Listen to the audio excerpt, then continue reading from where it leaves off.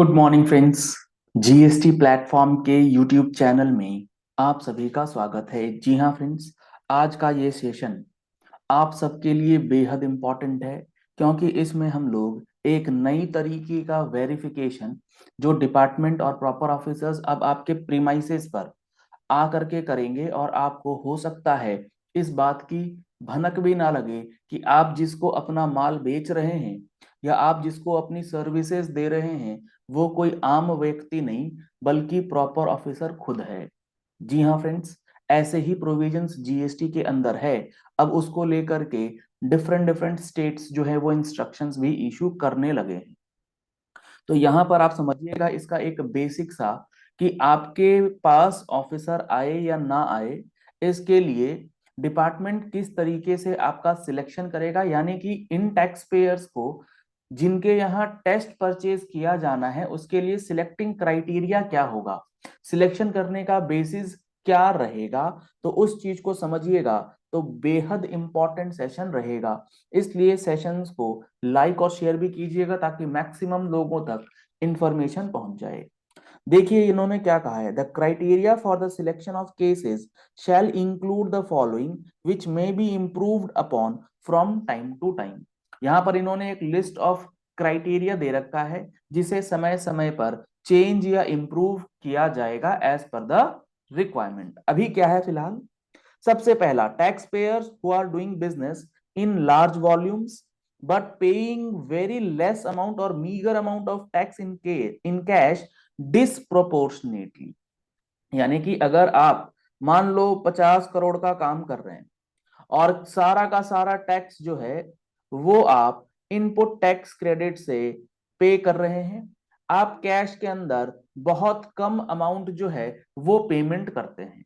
तो इस चीज को चेक करने के लिए कि भैया आपकी क्या चल रहा है आपके दुकान में, आपके प्रीमाइसेस पर, ग्राहक बन के आ सकता है सेक्शन 67 सब सेक्शन 12 के अंदर, और वो आपसे टेस्ट परचेज कर सकते हैं ये देखने के लिए कि आप जो माल बेच रहे हैं क्या उसका टैक्स इनवॉइस आप प्रॉपरली इशू कर रहे हैं या नहीं, एज पर प्रोविजंस कर रहे हैं या नहीं, वैल्यूएशन आप प्रॉपरली लगा रहे हैं या नहीं, टैक्स रेट आप प्रॉपरली लगा रहे हैं या नहीं लगा रहे। तो अगर आपका बहुत अच्छा खासा वॉल्यूम है और टैक्स अमाउंट कैश में आप बहुत कम पे करते हैं तो आप एक एक क्या कहते हैं, एक उचित उचित व्यक्ति है जिसके यहाँ पर आपके पास टेस्ट परचेज वाली वेरिफिकेशन हो सकती है। दूसरा, tax payers who are showing consistently reporting turnover just above the threshold limit. जी हाँ फ्रेंड्स, रजिस्ट्रेशन का दायरा है वो है 20 लाख या 40 लाख। अब जो आप अपना टर्नओवर दिखा रहे हैं वो 20 लाख से 25 लाख के बीच में या 40 लाख से 45 लाख के बीच में कंसिस्टेंटली दिखाई जा रहे हैं। पिछले 4 साल 5 साल में 40 लाख 45 लाख से ऊपर बढ़ ही नहीं रहा। थ्रेश होल्ड के बिल्कुल जस्ट अबव आप अपना रजिस्ट्रेशन थ्रेश होल्ड के ऊपर जो है वो टर्नओवर दिखाते हैं, तो यहाँ पर भी आप शक के दायरे में हैं। आपके यहाँ टेस्ट परचेज करने के लिए ऑफिसर पहुंच सकते हैं, आपको पता भी नहीं लगेगा। तीसरा, tax payer who 75% of the supply is mainly B2C transactions, बहुत इंपॉर्टेंट, किराना स्टोर्स जो आपके B2C ट्रांजैक्शंस हुआ करते हैं।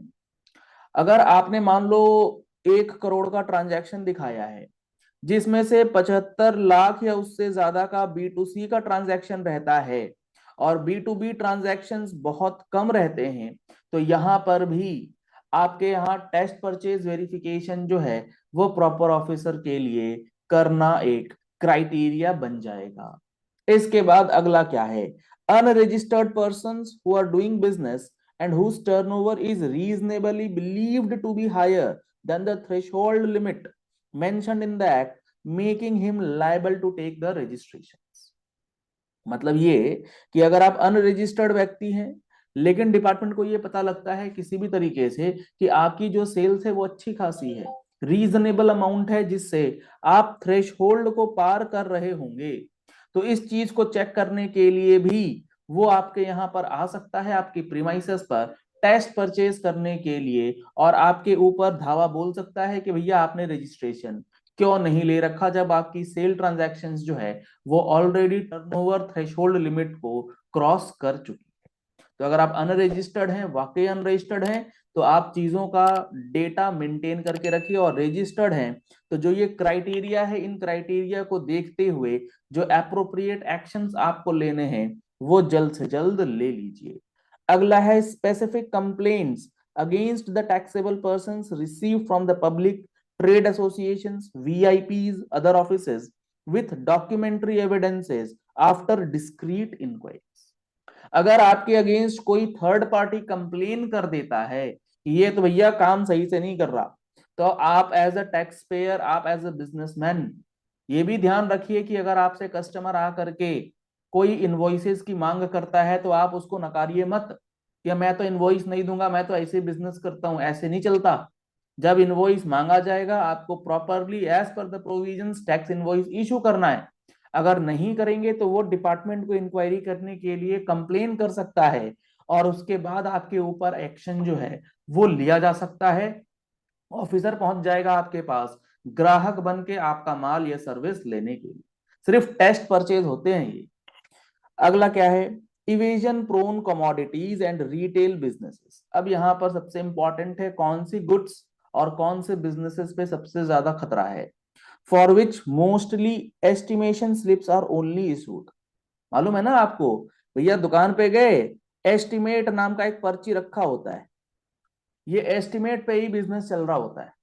तो वो एस्टिमेशन वाली पर्ची वाले जो बिजनेस होते हैं कौन कौन से, जैसे कि सीमेंट का हो गया, टाइल्स हो गया, ग्रेनाइट हो गया, हार्डवेयर आइटम्स हो गए, पेंट्स हो गए, इलेक्ट्रिकल गुड्स हो गए, इलेक्ट्रॉनिक गुड्स हो गए, iron steel timber jewelleries, household articles, furniture, automobile spares, edible oil, construction materials, FMCG, groceries, textile articles, bakery products, medical shops etcetera.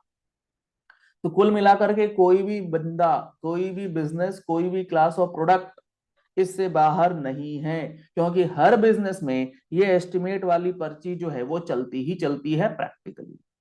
तो यहां पर अगर आप इन गुड्स में डील करते हैं, आपके क्लाइंट इन गुड्स में डील करते हैं, तो आप चीजों को देख सकते हैं, समझ सकते हैं, और अपने हिसाब से, ठीक है, एस्टिमेट कर रहे हैं गलत नहीं है, लेकिन उसकी प्रॉपर डॉक्यूमेंटेशन, टैक्स इनवॉइस का issuance, return filing, as per provisions, tax का पेमेंट, सारी चीजें प्रॉपर है या नहीं, वो सब चीज जिम्मेदारी आपकी एज अ टैक्स पेयर बनती है।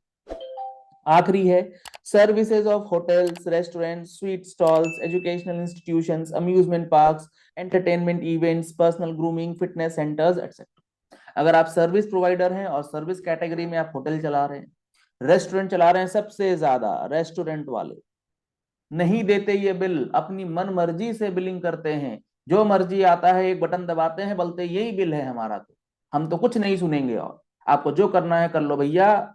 समझ लो, पहुंच जाएगा जिस दिन प्रॉपर ऑफिसर और टैक्स इनवॉइस प्रॉपरली नहीं दे पाए, तो आपका क्या हश्र होने जा रहा है प्रोविजंस के हिसाब से, वो आप समझ सकते हो।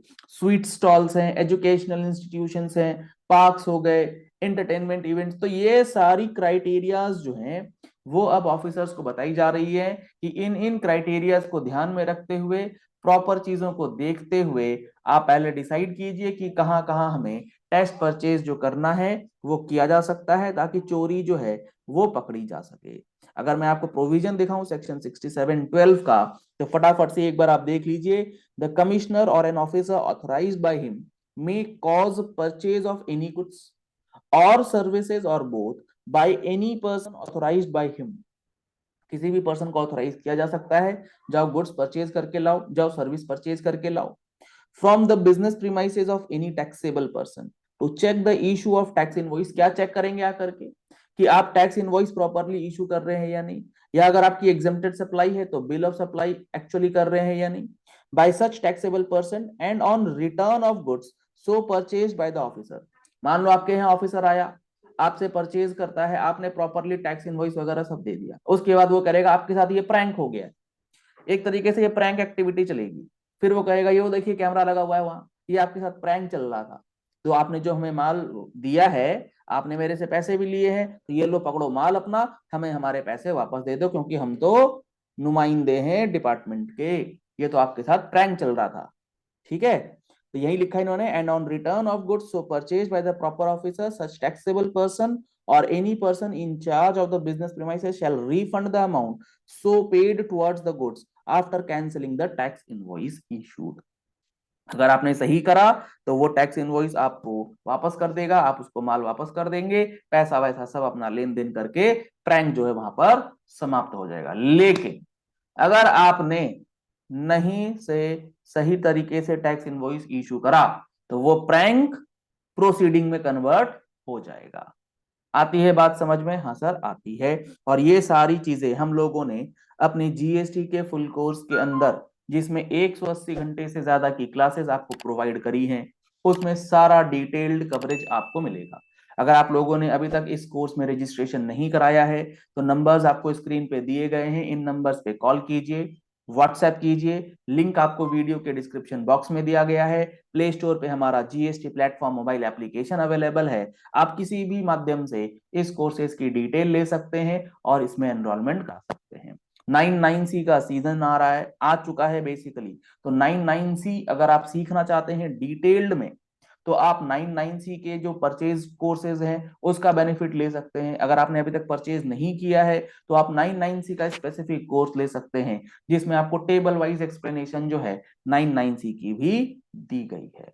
अगर आप हमारे चैनल पे पहली बार आए हैं तो इस चैनल को सब्सक्राइब करना बिल्कुल मत भूलिएगा, क्योंकि ऐसी ही important analysis, judgements, reel sessions, video sessions, live sessions इस चैनल पर आपको रेगुलरली मिलती रहेंगी। तो फॉलो करना बिल्कुल भी मत भूलिएगा। ऑल नोटिफिकेशन बेल भी जरूर प्रेस कीजिएगा ताकि कोई भी नोटिफिकेशन ऑफ वीडियोस आपसे मिस ना हो जाए।